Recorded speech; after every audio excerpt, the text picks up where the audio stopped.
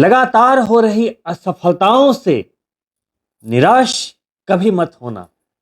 कभी कभी गुच्छे की आखिरी चाबी भी ताला खोल देती है। जी हाँ दोस्तों, नमस्कार। मैं डॉक्टर मुकेश एक बार फिर से आप सभी दर्शकों का हार्दिक अभिनंदन करता हूं आपके चैनल एस्ट्रो नक्षत्र 27 पर। और दोस्तों, आज मैं आपके सामने उपस्थित हुआ हूं मेष राशि के जातकों के लिए अगस्त महीने का मासिक भविष्य फल और मार्गदर्शन को लेकर। अगस्त का महीना, सावन का महीना, पवित्र महीना, भोलेनाथ का ये पावन महीना आप सभी मेष राशि के जातकों के लिए बहुत सारी सफलताओं से भरे योगों को लेकर आया है। दोस्तों, आप सभी मेष राशि के जातकों के लिए अगस्त के महीने में जबरदस्त सफलताओं के योगों को निर्मित करते हुए देवों के गुरु देवगुरु बृहस्पति और दैत्यों के गुरु शुक्राचार्य एक जबरदस्त युति बनाते हुए आपके तीसरे भाव से अगस्त महीने की यात्रा का प्रारंभ करेंगे। दोनों ही गुरु और तीसरा भाव हमारे विचारों का है, हमारे जीवन में सफलता के लिए, आगे बढ़ने के लिए जाने वाले निर्णयों का है, रिस्क का है। जहां देवगुरु बृहस्पति और शुक्रदेव एक साथ विराजमान हैं तो ज्ञान की ऐसी प्रकाष्ठा होगी, आपके विचारों में इतनी उत्कृष्टता रहेगी कि अगर आप गंभीरता से विचार करेंगे और धैर्यपूर्वक डिसीजंस लेंगे तो यह महीना दोनों ही गुरुओं के आशीर्वाद से आपके सफलता के सारे द्वार खोलता हुआ चला जाएगा। दोस्तों, यहां बैठे आपके भाग्य के स्वामी देव गुरु बृहस्पति और आपके धनेश शुक्राचार्य दोनों यही कह रहे हैं कि अगस्त ही वो महीना है दोस्तों, जिसमें आप अपनी जिंदगी से जुड़े कुछ अहम फैसलों को लेंगे और जिंदगी में आगे बढ़ेंगे। वहीं आपकी जन्म चंद्रमा मेष से चतुर्थ भाव में, आपकी माता के भाव में, कंफर्ट के भाव में, भूमि और वाहन के भाव में, शुभाशुभ योगों में शुमार बुध आदित्य योग निर्मित हुआ पड़ा है। सूर्यदेव और बुध देव के द्वारा निर्मित ये योग आपकी बुद्धि को तीक्ष्णता तो देता ही है, चतुर्थ भाव को प्रकाशमान कर रहा है, यानी कि आपके कंफर्ट को, भौतिक सुख संपदाओं को, वैभव को बढ़ाने के लिए कुछ इशारे दे रहे हैं। अभी मैं आगे इसकी विवेचना करूंगा। वहीं केतु आपके पंचम भावों के रहस्यों को छिपाता हुआ, चाहे प्रेम हो, संतान हो, शिक्षा हो, गहरे राज हो, अभी वही गोचर कर रहे हैं और एक लंबी अवधि तक करते रहेंगे। वहीं छठे भाव में मंगल देव, जो आपके राशि के स्वामी हैं, अभी अभी अंगारक दोष को छोड़ते हुए आराम से छठे भाव में आ चुके हैं। छठा भाव जो हमारे संघर्षों का होता है, प्रतियोगिताओं का होता है, स्ट्रगल का होता है, रोग हो या शत्रु हो या कर्जे हो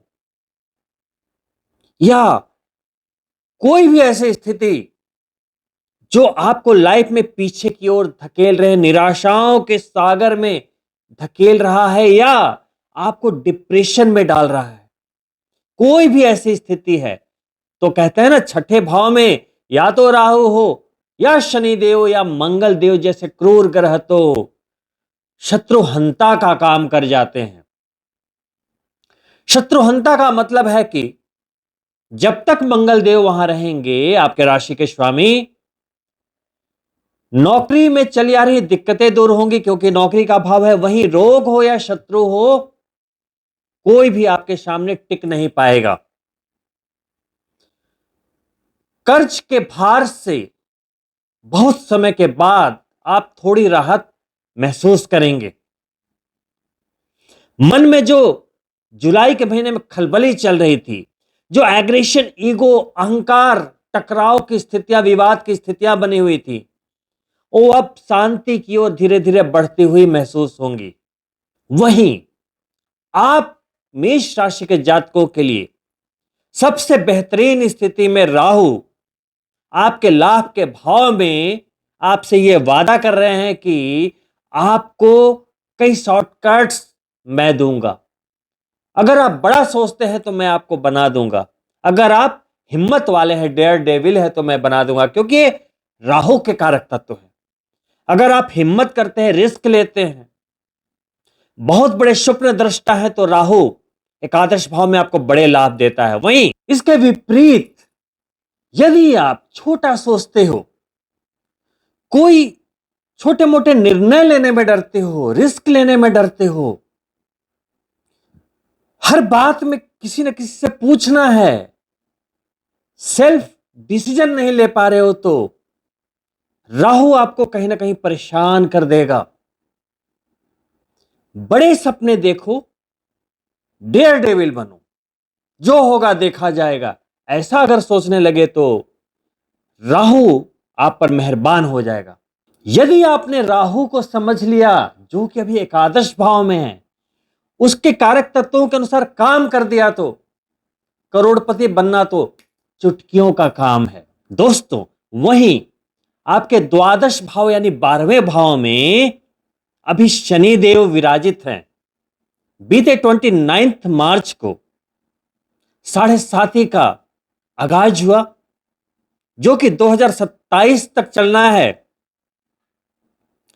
और अभी चंद महीने ही बीते थे कि 13 जुलाई को शनिदेव वक्री भी हो गए। दोस्तों, वैसे तो वक्री होने के कई मतलब होते हैं, लेकिन आसान शब्दों में समझा दूं कि जब कोई ग्रह वक्री होता है तो उसकी चेष्टा बल में बढ़ोतरी हो जाती है, पावर में बढ़ोतरी हो जाती है। कहते हैं शनिदेव उल्टी चाल चलने लगे। कोई भी ग्रह अपने पाथ पे उल्टा चल ही नहीं सकता। लेकिन ऐसा क्यों कहते हैं? इसलिए कहते हैं कि कभी कभी आपने देखा होगा कि आप ड्राइव कर रहे हो, इधर से एक गाड़ी बहुत तेजी से निकलती है। जब कोई गाड़ी आपके बाजू से तेजी में निकलेगी, आपको ओवरटेक करेगी, तो थोड़े समय के लिए आप पीछे जाते हुए महसूस होंगे, लेकिन आप पीछे नहीं जा रहे, आप आगे ही जा रहे हैं, लेकिन स्लो गति में है। वैसे ही पाथ पे जब कोई ग्रह मूवमेंट कर रहा होता है, परिक्रमा कर रहा होता है, तो वो उल्टी गति नहीं चलता। कभी कभी उसकी गति स्लो होती है। उसी समय हमें पृथ्वी से ऐसा आभास होता है अन्य ग्रहों के कंपैरिजन में कि वो पीछे की ओर आ रहा है, लेकिन ऐसा होता नहीं है, एक इल्यूजन है। लेकिन चूंकि अन्य ग्रहों के प्रभाव के साथ साथ उनकी गति के अनुसार हम वक्री टर्म यूज करते हैं, ताकि उनके चेष्टा बल को हम आपको बता पाएं। अब कुछ लोग कहते हैं कि शनिदेव वक्री होंगे तो बुरे परिणाम मिलेंगे, कुछ लोग बोलते हैं कि अच्छे परिणाम मिलेंगे। मैं बोलता हूं दोनों सही बोल रहे हैं। क्यों? शनिदेव की ताकत बढ़ी। अब दो तरह के लोग होते हैं। आप मेष राशि के जातक हैं तो दो तरह के लोग होंगे। एक वो होंगे जिनकी पत्रिका में शनिदेव दोस्त होंगे, मित्र होंगे, शुभ होंगे, गोचरस्थ होंगे, और एक ऐसे व्यक्ति भी होंगे जिसकी कुंडली में प्रारब्धवश शनिदेव अशुभ होंगे, दुश्मन होंगे। तो एक आपकी कुंडली के अनुसार, आपके प्रारब्ध के अनुसार शनिदेव आपके लिए शुभ है और किसी के लिए अशुभ है। गोचर में स्थिति एक जैसी है, वक्री है तो है, लेकिन जिसकी कुंडली में शुभ होंगे उन्हें शुभ परिणाम मिलेंगे, क्योंकि उनकी ताकत बढ़ गई। और जिनकी कुंडली में वो अशुभ होंगे, अब दुश्मन की ताकत बढ़ेगी तो क्या होगा? समझ रहे बात? आपका बुरा भी हो सकता है। तो वक्री होने से यह डिसीजन नहीं होता कि आपके साथ अच्छा होगा या बुरा होगा। आपकी कुंडली डिसाइड करती है कि आपके शनि कैसे हैं, आपने क्या किया है शनिदेव के लिए। अगर बचपन से आपके जन्म के समय ही आपको पता लग गया कि शनिदेव अशुभ हैं, तो कुछ तो किया होगा, पूजा पाठ, सुंदरकांड, हनुमान चालीसा, हनुमान भक्त होंगे, कृष्ण भक्त होंगे, शनिदेव के चरणों में समर्पित कर दिया होगा अपने आप को, नियत से पवित्र होंगे, मनसा वाचा कर्मणा आप सही सोचते होंगे, बोलते होंगे, करते होंगे, तो वैसे लोगों को शनिदेव कष्ट नहीं पहुंचाते। लेकिन आप गलत कर रहे हो, किसी का हक मार रहे हो, गलतियां कर रहे हो, दूसरों का धन हड़प रहे हो, बुरी नजर रखते हो, नियत खराब है, सोच खराब है, शराब पीते हो, मांसाहार करते हो, तो वैसे लोगों के लिए शनि खराब क्या, अच्छे होते हुए भी अच्छे रिजल्ट नहीं दे पाएंगे। बहुत ही सिंपल है दोस्तों, शास्त्र कहता है कमजोर शनि दुखों को बढ़ाता है, मजबूत शनि सुखों को बढ़ाता है। वक्रे हुए हैं, चेष्टा बल की वृद्धि हुई है एस्ट्रोलॉजी के अनुसार, तो ताकत बढ़ी है, तो मजबूत शनि सुखों को बढ़ाएगा। अब जिनके शनि अशुभ होंगे, और चूंकि 7.5 भी चल रही है, सिर्फ उनको सावधान रहना है। और सावधानी किस बात की? ऐसा थोड़ी है कि शनिदेव खराब है तो बहुत कुछ नुकसान हो जाएगा। शनिदेव यदि अशुभ हैं पत्रिका में, तो अशुभता का असर अधिकतर आपसे हड्डियों से संबंधित मामलों में होता है, जैसे छोटे मोटे फ्रैक्चर का होना, चोट लगना, हड्डियों में दर्द की शिकायत, back pain, muscles pain, cervical इत्यादि, घुटनों का दर्द, पैरों का दर्द, इन चीजों में शनिदेव का रोल होता है। यदि शनिदेव आपकी पत्रिका में अशुभ हैं, तो यहां आपको अपने स्वास्थ्य का ध्यान रखना होगा। और आपके घर में अगर इलेक्ट्रॉनिक उपकरण है तो उसका थोड़ा ध्यान रखना पड़ेगा। चिमनी है, टीवी है, मोबाइल है, पता चला कि हाथ से स्लिप किया, मोबाइल टूट गया, कुछ होगा तो नहीं, लेकिन पैसे का नुकसान हो गया। बोलते हैं गाड़ी सावधानी से चलाएं, शनि खराब है तो। मैं ये नहीं बोल रहा हूं कि एक्सीडेंट हो जाएगा, ये नहीं कि आपको कुछ हो जाएगा, हॉस्पिटलाइज हो जाएंगे, मैं ये नहीं बोल रहा हूं, लेकिन आपके गाड़ी में छोटी सी डेंट भी आ गई तो 10, 20, 50 हजार का खर्चा होगा। तो कहीं भी नुकसान क्यों करें, पैसे का, समय का। तो शनि देव को खुश रखें। सबसे ब्रह्मास्त्र आज तक का तो मैं यही जानता हूं कि शमी का पौधा घर में ले आएं। ऐसे तो बालकनी में या आप घर के किसी भी स्थान पे आप उन्हें रख सकते हैं, लेकिन शनिवार के दिन आप स्पेशली उनकी पूजा पाठ करें। शाम के समय तिल का तेल दीपक में डालकर, थोड़े से काले तिल डाल दें, शनि भगवान के नाम से दीपक जलाएं, और संध्या काल में ही सुंदरकांड का पाठ कर लें। कोई भी संकट हो, 7.5 हो, कितनी भी गंभीर बात हो, कहते हैं सुंदरकांड को आशीर्वाद प्राप्त है कि जिस घर में सुंदरकांड होगा हनुमान जी वहां विराजेंगे उतनी देर के लिए। तो आपको पूजा स्थल में बैठना है, घी का दीपक जलाना है, 5 फूल अक्षत लेके हनुमान जी को आसन देके उन्हें आमंत्रित करना है कि हनुमान जी पधारो, मैं सुंदरकांड का पाठ करने जा रहा हूं। जो भी मनोकामना है हाथ में जल लेके संकल्प ले लिया है ना। और उस समय कोई और नहीं, आप और सामने बैठे हनुमान जी, वो सुंदरकांड आप हनुमान जी को सुना दो, बिल्कुल मगन होके। ऐसा अगर आप शनिवार को करने लगे ना, तो मुझे नहीं लगता कि आपको और कुछ करने की आवश्यकता होगी। जिस घर में हनुमान जी बैठ गए 1 घंटे, वहां तकलीफ आ जाए ऐसा हो नहीं सकता। दोस्तों, बस नियत पवित्र रखना। अच्छे अच्छे लोगों को देखा है, दिखावे के तौर पे इतनी पूजा पाठ कर रहे हैं, मंदिर जा रहे हैं, लेकिन नियत सही नहीं है तो कुछ नहीं हो पाएगा। दिखाने के लिए सुंदरकांड कर रहे हो, शाम में बैठ के शराब पी रहे हो, गलत संगत में हो, गलत कार्य कर रहे हो, कोई फायदा नहीं, फिर ये उपाय काम नहीं आते।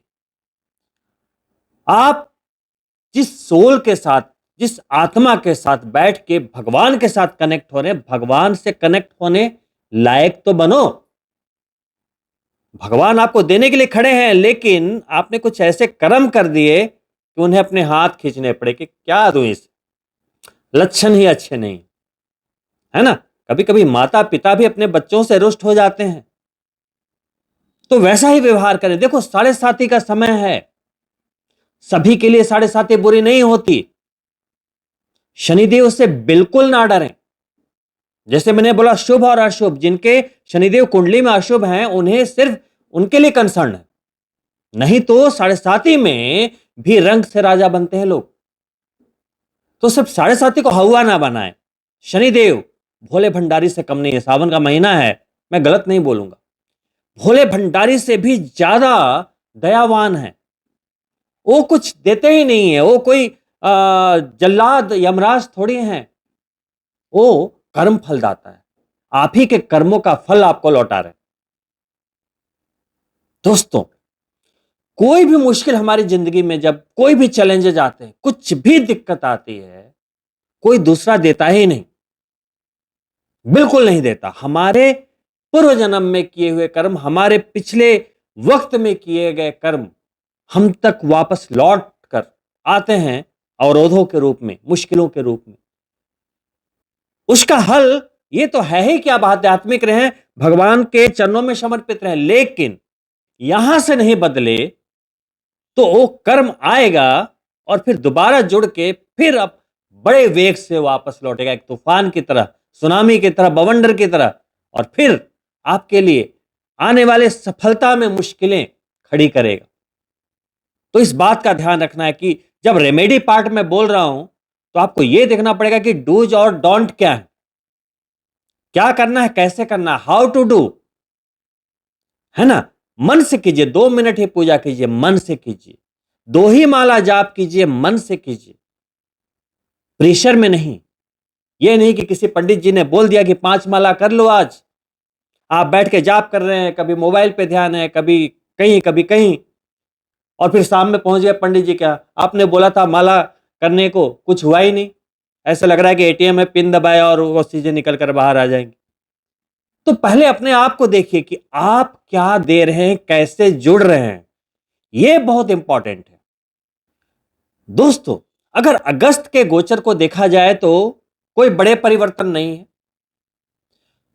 बुध देव के छोटे छोटे 4 मूवमेंट हैं, कभी उदित होना, कभी अस्त होना, कभी मार्गी होना, और एक राशि परिवर्तन। वहीं सूर्य देव का राशि परिवर्तन है, अभी कर्क राशि में चल रहे हैं, फिर सिंह राशि में जाएंगे, और एक शुक्रदेव का राशि परिवर्तन है। छोटे छोटे परिवर्तन है, बहुत ज्यादा परिवर्तन नहीं है। लेकिन अगस्त के इस पावन महीने में जहां इतने अच्छे योगों के साथ आपने मंथ की शुरुआत करी है, तो आप क्या करें कि यह महीना आपके लिए फ्रूटफुल हो जाए। आइए बारी बारी से समझते हैं अगस्त के गोचर को। देखिए, बुध देव, जिन्हें ग्रहों का राजकुमार कहा गया है, तीसरे भाव के स्वामी हैं, जहां अभी देवगुरु बृहस्पति और शुक्राचार्य बैठे हुए हैं, और छठे भाव के स्वामी हैं, नौकरी वाले भाव के स्वामी, रोग शत्रु ऋण वाले भाव के स्वामी अभी कहां हैं? बुध आदित्य योग बनाते हुए चतुर्थ भाव में, प्रॉपर्टी के भाव में है। और बुध है क्या? व्यापार, बिजनेस, बुद्धि, आपकी बौद्धिक क्षमता, कम्युनिकेशन स्किल, फाइनेंस। अब कुछ समय से बुधदेव अस्त चल रहे थे, तो जब बुधदेव अस्त होते हैं ना, तो हमारा दिमाग थोड़ा कम चलने लगता है, बौद्धिक जो क्षमता होती है वो 100% में नहीं रहती है, थोड़ी कम हो जाती है, तो चिंता की बात नहीं है। 9 अगस्त को उदित हो जाएंगे। 9 अगस्त को आप देखेंगे कि एक अलग ही ऊर्जा आपके माइंड में है, और उसके 2 दिन के बाद 11 को मार्गी हो जाएंगे। अभी वक्री चल रहे थे, तो डायरेक्ट मोशन में आ जाएंगे, तो माइंड बहुत ही स्टेबल बिहेव करेगा। दोस्तों, वहीं 29 अगस्त को दोबारा अस्त होंगे, और 30 अगस्त को ही वो राशि का परिवर्तन करेंगे, चतुर्थ भाव से पंचम भाव में आ जाएंगे। तो ये तो बुध की मूवमेंट हो गई, जो कि अगस्त के महीने में होना है। पहले उदित होंगे, फिर डायरेक्ट मोशन में आएंगे, फिर अस्त होंगे, और फिर सिंह राशि में चले आएंगे।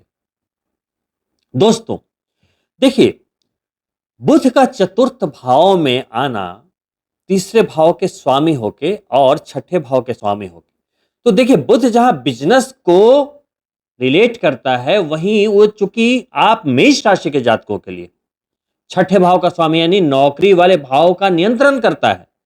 तो बुध सिर्फ यहां बिजनेस के लिए नहीं हो गया आप मेष राशि के जातकों के लिए, ये नौकरी पेशा लोगों के लिए भी बहुत ही ज्यादा इंपॉर्टेंट प्लैनेट हो गया। और बुध क्या है, आपकी योग्यता, एबिलिटी से कार्य जो आप करते हैं, है ना। और जो लोग कम्युनिकेशन के फील्ड में अपनी बातों का खाते हैं, फाइनेंस के फील्ड में हैं, एंटरटेनमेंट इंडस्ट्री से जुड़े हुए हैं, मनोरंजन वाले फील्ड से जुड़े हुए हैं, कॉमेडी फील्ड से जुड़े हुए हैं, सभी के लिए बुध देव बहुत ही इंपॉर्टेंट है। चतुर्थ भाव में बुध आदित्य योग बनाते हुए अगस्त के महीने की शुरुआत दे रहे हैं। चतुर्थ भाव माता का सुख, भौतिक सुख संपदाएं, तो बिजनेस में अप्रत्याशित लाभ को दिखा रहे हैं, शेयर मार्केट में बहुत अच्छे लाभ को दिखा रहे हैं, बैंकिंग सेक्टर से जुड़े हुए लोगों के लिए बहुत अच्छे लाभ को दिखा रहे हैं। वहीं फाइनेंस यानी कि पैसे को आप इन्वेस्ट कर सकते हैं चतुर्थ भाव में जब तक हैं, तब तक यानी कि 30 अगस्त के पहले पहले तक आप रियल एस्टेट में कर सकते हैं। चतुर्थ भाव प्रॉपर्टी का है, तो अगर कुछ जमीन लेनी है, कुछ फ्लैट्स वगैरह लेने हैं, नया घर लेना है, तो उसके लिए आप पेमेंट कर सकते हैं, वहां इन्वेस्ट कर सकते हैं। वहीं चतुर्थ भाव वाहन का भी है। आप अगर कोई अपने लिए गाड़ी लेना चाहते थे या अपग्रेड करना चाहते थे, सोच रहे थे कि इस महीने ले लूं, सावन का महीना है, मन बना रहे थे, तो यह पॉसिबल है क्योंकि सूर्यदेव भी वहां है।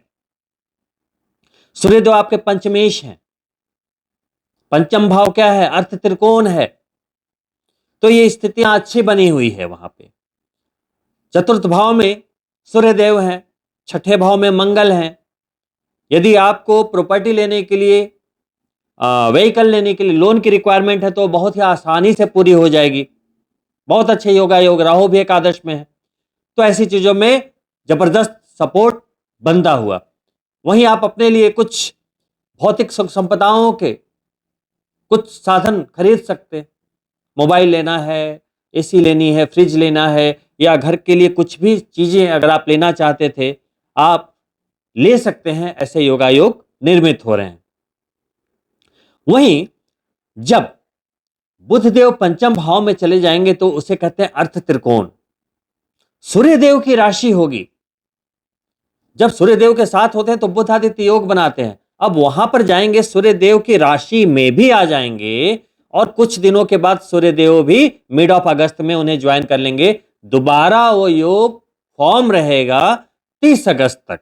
सूर्यदेव जो आपके पांचवें भाव के स्वामी होते हैं, शिक्षा, संतान और प्रेम वाले भाव के स्वामी, वो अभी कर्क राशि में है, मित्र राशि है, चंद्रमा की राशि है। चतुर्थ भाव में, जब चतुर्थ भाव में सूर्यदेव होते हैं तो करियर को दृष्ट करते हैं, दशम भाव को दृष्ट करते हैं। ऐसे में एडमिनिस्ट्रेशन से आपके संबंध अच्छे होते हैं। ऐसे में थोड़े कहीं ना कहीं आपके प्रमोशन के चांसेस बन जाते हैं।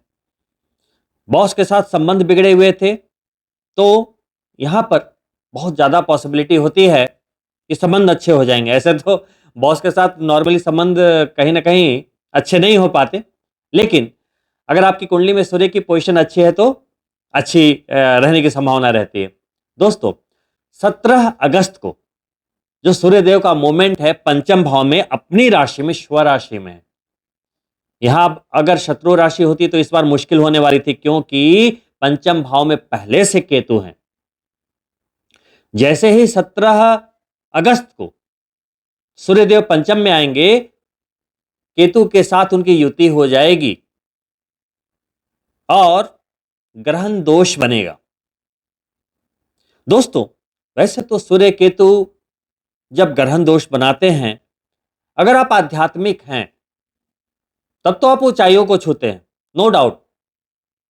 जब सूर्य केतु के साथ आएंगे तो बोलते हैं ग्रहण लगना। ग्रहण का मतलब है कि केतु ने ग्रस लिया। तो ऐसे में सूर्य जो है आपके आत्मसम्मान, आपके कॉन्फिडेंस का कारक है। एडमिनिस्ट्रेशन, बॉस, सरकार, पावर, उसका कारक है। तो यहां पर बड़ी सावधानी से आपको 1 महीने निकालने पड़ेंगे सूर्य के लिहाज से। जिनकी कुंडली में सूर्य अच्छी पोजीशन में है, उन्हें कोई घबराने की जरूरत नहीं, लेकिन जिनकी कुंडली में पितृदोष या ग्रहण दोष है, यानी कि आपकी जन्म पत्रिका में सूर्य के साथ केतु या सूर्य के साथ राहु पहले से हैं, उन लोगों को सावधान हो जाना चाहिए, क्योंकि गोचर में ये सक्रिय हो गए, एक्टिवेट हो गए।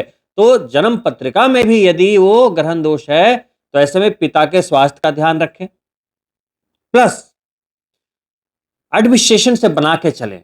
और सबसे बढ़िया बात है, आध्यात्मिकता को थोड़ी प्रायोरिटी दें, भगवान के चरणों में समर्पित रखें अपने आप को, गायत्री मंत्र करते रहें, सूर्य के बीज मंत्र करते रहें, सूर्य भगवान को जल अर्पित करते रहें, कोई प्रॉब्लम नहीं होगी। कोशिश करें जितने दिनों तक सूर्य ग्रहण दोष में है, सूर्योदय के पहले बिस्तर छोड़ दें, देर तक ना सोएं। आपकी पत्रिका में यदि सूर्यदेव अशुभ है तो एक तांबे का छल्ला अनामिका उंगली में पहने, उसके अंदर वो गैप नहीं होना चाहिए, वो पूरी जुड़ी हुई होनी चाहिए। लेकिन राहत की बात यह है कि सूर्यदेव अपनी स्व राशि में, तो स्व राशि में रहने के कारण सूर्य के अंदर एक अंदरूनी ताकत रहेगी, क्योंकि अपने घर में बैठे हैं। कहते हैं ना, अपने घर में तो बात ही कुछ और होती है। वैसे में केतु की उतनी चल नहीं पाएगी, लेकिन सावधानी आवश्यक है, क्योंकि केतु बहुत हिडन एनिमी का काम करता है। तो ऐसे में पंचम भाव है, तो मैं कुछ बातें बता देता हूं। जो लोग प्रेम संबंधों में हैं, वहां पे थोड़ी उतार चढ़ाव की स्थितियां बन सकती है, या जिनके संबंध छिपे हुए हैं, किन्हीं के कुछ ऐसे गुप्त संबंध हैं, अनैतिक संबंध हैं, कुछ छिपी हुई बातें हैं। या तो मैं ऐसे प्रेम के बारे में नहीं बोल रहा हूं, कुछ एडमिनिस्ट्रेशन फ्रंट पे, ऑफिस में, आप किसी बड़ी इंडस्ट्री में काम कर रहे हैं, एडमिनिस्ट्रेशन से कुछ चीजें छिपी हुई हैं, ऐसे समय में वहां पे दिक्कत आने की संभावना होती है। आपके जो राज हैं, सिंपली वो बाहर आ सकते हैं। तो क्योंकि प्रेम का भाव है, तो जितने भी लव वर्ड्स हैं, उन्हें एक महीने थोड़ी सी कॉम्प्रोमाइजेस के साथ चलना चाहिए दोस्तों।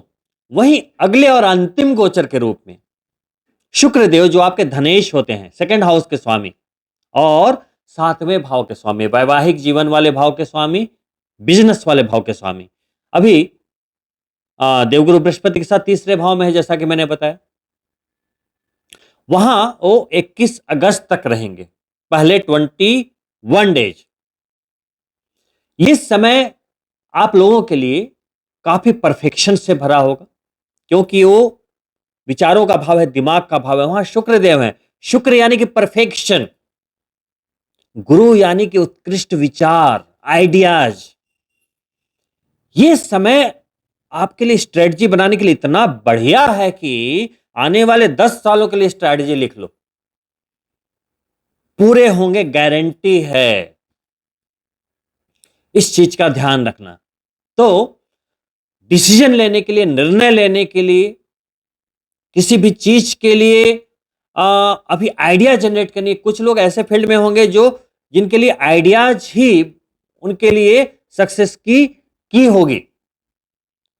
जो राइटर हैं, जो फिल्म इंडस्ट्री में हैं, क्रिएटर हैं, उनके लिए आइडियाज ही उनकी रोजी रोटी होती, तो उनके लिए माइंड इतना परफेक्टली काम करेगा कि कमाल हो जाएगा।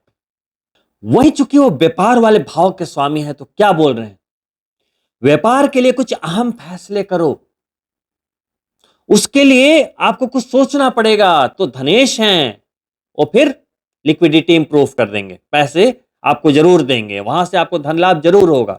क्योंकि आज मैं धन लाभ के बारे में ज्यादा नहीं बोलूंगा, क्योंकि राहु जब तक एकादश में रहेगा, चाहे 7.5 चल रही है, चाहे कोई भी गोचर हो जाए, आपको पैसे की कमी नहीं होने देगा। आपको अपने आप को सिर्फ व्यवस्थित करना है। थोड़े से अव्यवस्थित चल रहे थे आप, अपने आप को थोड़ा अरेंज कीजिए, डिसिप्लिन में लाइए, कोई दिक्कत नहीं होगी।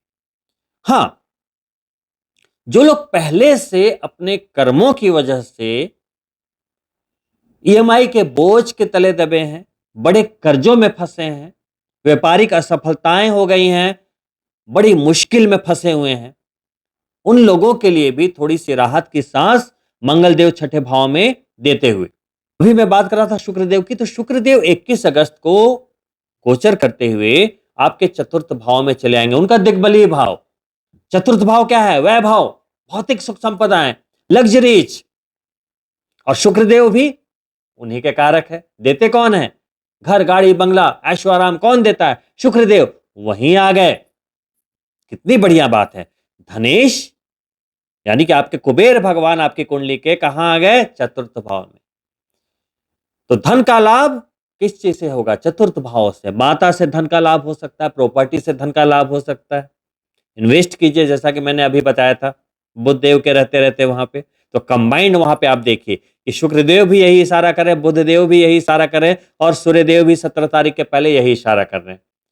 तो अच्छा योग, बहुत ज्यादा वहां इंक्लाइनेशन है कि आप घर, गाड़ी ले सकते हैं, प्रॉपर्टी में इन्वेस्ट कर सकते हैं, स्थान परिवर्तन भी कर सकते हैं, जो कि आपके भले के लिए होगा। अब शुक्रदेव वहां आएंगे, वो करियर को देख लेंगे। धनेश है, आपके आजीविका से, चाहे आप बिजनेस करते हैं, जॉब करते हैं, या कुछ भी करते हैं, धन के लाभ को बनाएंगे, क्योंकि वो लिक्विडिटी के नियंत्रण करता है। और बिजनेस में भी अचानक से लाभ की स्थितियां बढ़ेंगी, क्योंकि सातवें भाव के स्वामी है। वैवाहिक जीवन में मधुरता आएगी, सुख मिलेगा। पति है तो पत्नी से, पत्नी है तो पति से। अगर कोई पहले थोड़ी बहुत ऊपर नीचे की स्थितियां चल रही थी, अभी अच्छी स्थिति बन जाएगी, क्योंकि शुक्र है वैवाहिक जीवन के कारक, सुख के भाव में गए। तो जो ग्रह जिस भाव में जाता है, उस कारक तत्व को अटैच कर देता है। तो पति पत्नी वाले भाव का स्वामी जो है सुख के भाव में गया, तो आपको सुख देगा।